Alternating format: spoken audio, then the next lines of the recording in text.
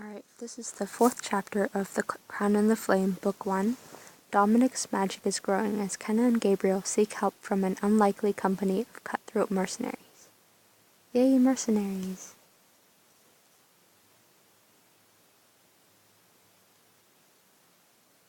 Chapter 4, The Mercenaries. Now playing as Dominic. You, Rose, and Tristan are loading up a wagon when a group of soldiers rides through the gate, led by Helene. She dismounts and begins talking with Bartel and Marco. You whisper. I have to hear what they're saying. I need to know if Ken is still alive. How are you going to sneak over there without the guards spotting you? Menacing guard. Maybe one of us can distract him for you. Who should distract the guard? Well, Rose offered, I guess. Go for it. Rose makes her way over to the guard, positioning herself so he turns his back to you. What are you doing over here? I just wanted to take a break from all this hard work. She puts a hand on his gauntlet. And you looked a little lonely over here with no one to talk to. You're flirting with me, aren't you? Nothing gets past you, does it? No. In fact, some of the other guards call me Goran the Watcher. That's actually kind of cute. Tell me more. As the guard begins to ramble, you move closer to Bartel and Helene. Thank you, Rose. Looks like I sent the right person. A moment later, you're pretending to scrub the wall near Helene, Bartel, and Marco. By the way, if I sent Tristan, would he have flirted with the guard too? Because that would have been awesome. It was a fool's errand. Kenna was gone before we ever got close. She made it. You weren't fast enough. On the other hand, we did secure a captive, a most exquisitely resilient captive. Oh. That is no way to treat a prisoner. You mean traitor. Bartel, take your time with this one, and find out what he knows about Kenna. Marco turns and leaves. Let's take our guest to the dungeon, shall we? The guard shoves the monk with the butt of his sword. Move! The monk stumbles and falls, and the guard starts kicking him brutally.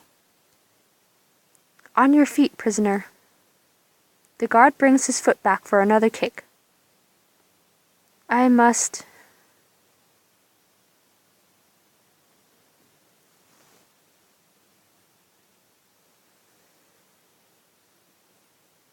So you can protect the monk, but then...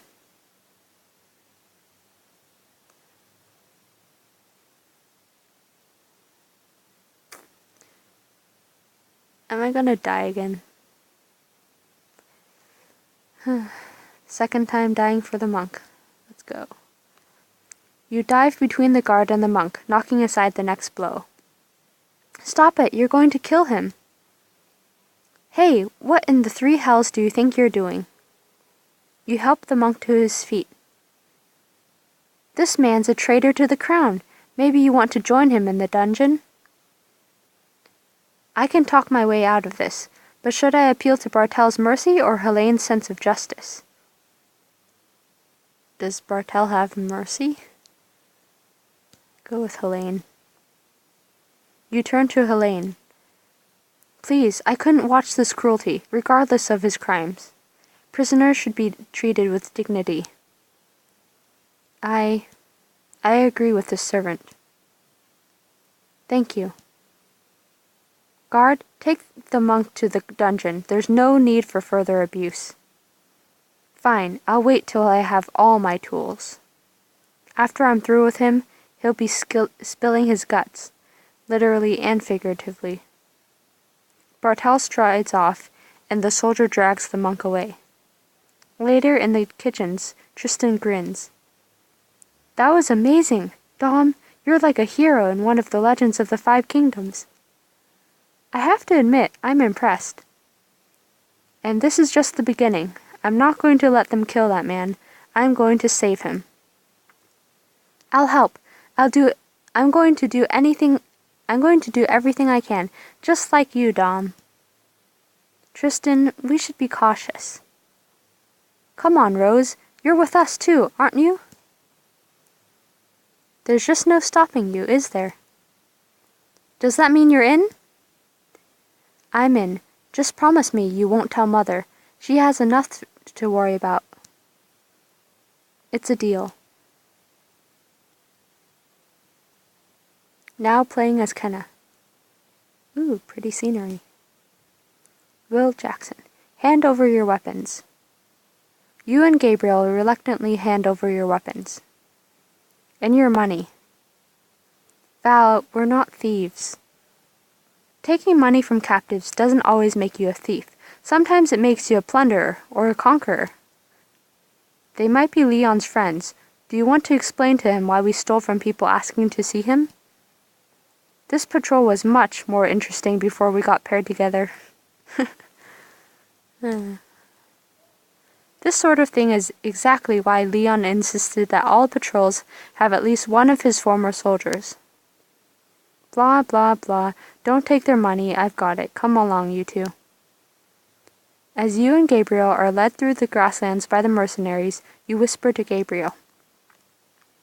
I thought you said that we could trust Leon. Why not tell his people who we really are? A lot can change in 2 years. We are vulnerable, like a newborn. This world is not safe for us yet. Yeah, I got that when they took our weapons. As far as I can tell, they're only being cautious. At least this is a chance to impress them. I'll need their support too. Hey, something on your mind? What are you two whispering about? Just that you and your companion seem mismatched. Oh? Yes, one of you seems to have gotten the lion's share of the armor. Who's got better armor? Well, I mean, obviously Will does, but can we flatter the other one? I'll just go with Will.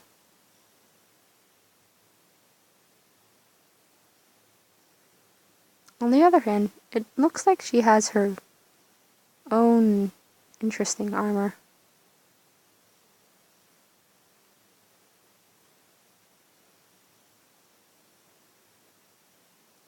I'm just gonna say Val, just to see what happens. Ha, you must have grown up soft if you... Oh, shoot. If you don't know the difference between steel armor and leather. Great. Val touches the woven leather armor on her chest.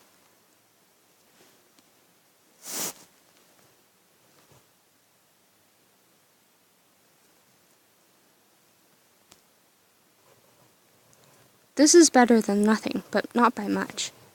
But Pretty Boy Jackson's just like the rest of Leon's men.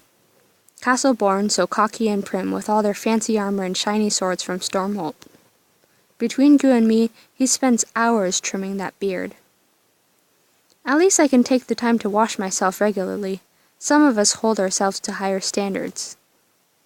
Val, you weren't ever a soldier for Stormholt? Oh, not me. I'm a mercenary, through and through. Everything on my back, I paid for myself. I follow Severin. I've been in his outfit for 11 years now. Jackson here came with Leon and his company. He's still getting used to the mercenary life.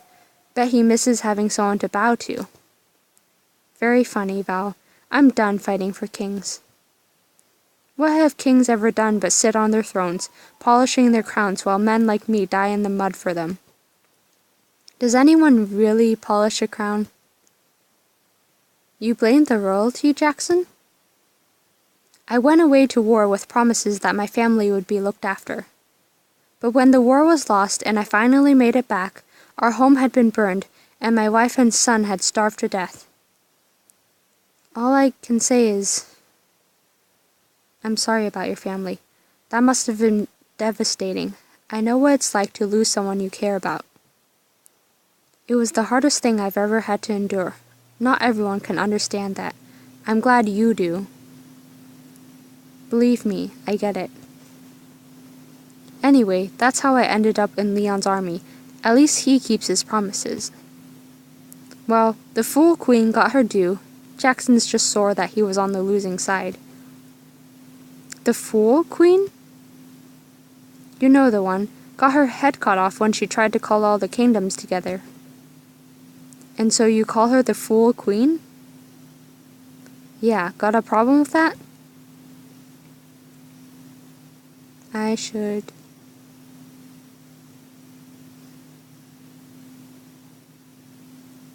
I feel like you should stand your ground on this one. Defend my mother's honor. You have no right to talk about her that way. Oh, really? Val punches you in the stomach. Great. Oof. You should say a little bit more than just you have... Never mind. There's my right. Want to meet my left? Val, control yourself. We still don't know if they're friend or foe yet. I've been fighting too long to take lip from anyone. Gabriel helps you to your feet. That was unwise, Kenna.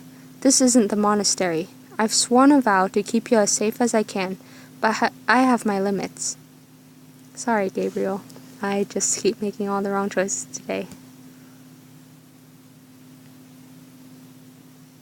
You enter the mercenaries' sprawling camp. All around you, armed men and women bustle around, sparring, drinking, and laughing. There are hundreds here. I didn't expect so many. 2,000, actually, the biggest mercenary force in the 5 kingdoms. This is a most impressive encampment. Yeah, it's good to return to the modest comforts of home. Tents, hot meals, and lots of ale. Speaking of which, we've been out on patrol too long. I need a drink. How about you, Jackson? You can't seriously want to stop for ale now, not when we've got these two with us. Ain't like they're going anywhere. Why not take a break? We've earned it. Typical mercenary. You talk so high and mighty, but you're one of us now. That may be, but at least I still have discipline. Discipline's for fools. Have a drink with me. We can play some knife games and our guests can wait. I don't know. You whisper to Gabriel. This could be our chance to get to know them, to figure out what they're willing to fight for other than gold. And just how are you planning to persuade them to talk to us? That's easy. A little ale ought to do the trick. By spending time with the mercenaries, you'll learn more about them and get a chance to recruit Jackson as your ally. Shoot. Well, I don't have enough money again, so skip. Wait here. You and Gabriel sit on a nearby log while Val and Jackson drink and gamble with the other mercenaries. It does look like fun. A little while later, they return. On your feet, we'll take you to Leon now. The mercenaries lead you to a tent at the center of the camp. A familiar man stands inside, overlooking a table covered in maps and plans. Leon. Travelers here. They say they know you, Leon. Leon's eyes go wide when he sees you and Gabriel, but he quickly covers it up. Travelers? You should let just anyone walk into the heart of our camp? We took their weapons, and they said they wanted to talk to you, like I said. Give us a minute. Jackson and Val leave. Leon turns to Gabriel furiously. You brought her here? You're supposed to be her bodyguard. Do you have any idea what danger you've put her in? The entire world is dangerous for her now. Obviously, we'd hope for a better reception than this. A better reception? This isn't the Grand Hall, Gabriel. That life is over, for all of us. There's no returning to it. Leon, please, hear me out.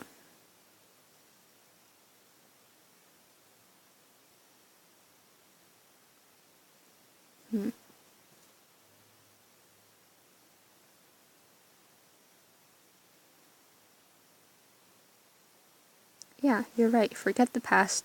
Now is our time to rise.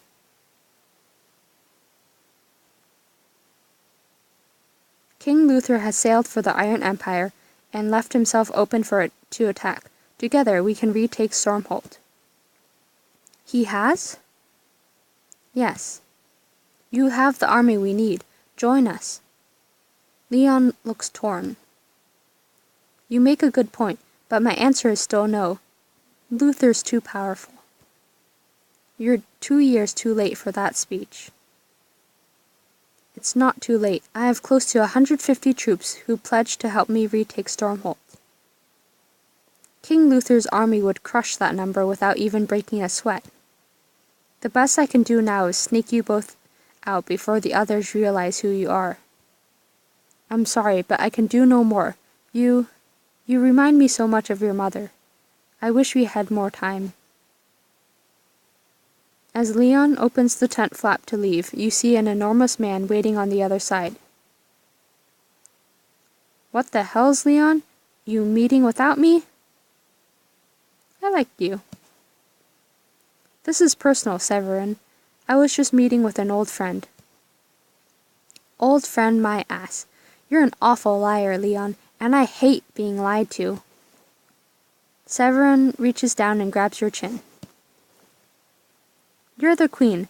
I know a royal, pampered face when I see one. You're mistaken. Am I? Severin holds up a crumpled wanted poster with your face sketched on it. Oh.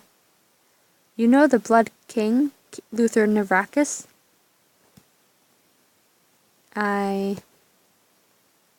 Well, he knows you. Turns out his whelp put a bounty on your head, your majesty. Ha, turning you in will be the easiest coin I've ever made. Wow, I don't like you as much anymore. Chapter Progress. You chose not to buy the mercenaries drinks. As a result, they don't trust you very much. Jackson, in particular, is wary of you. Overall progress. Jackson, alive and not very loyal. Great. Prestige, 17 out of 28. Power, 10 out of 10. Weapons, 5 out of 10. Allies, 10 out of 15. Troops, 3 out of 5. Significant choices, 20 out of 40. Army score, 65 out of 108. Wow, okay. I need to step up my army game. And that's the end of chapter.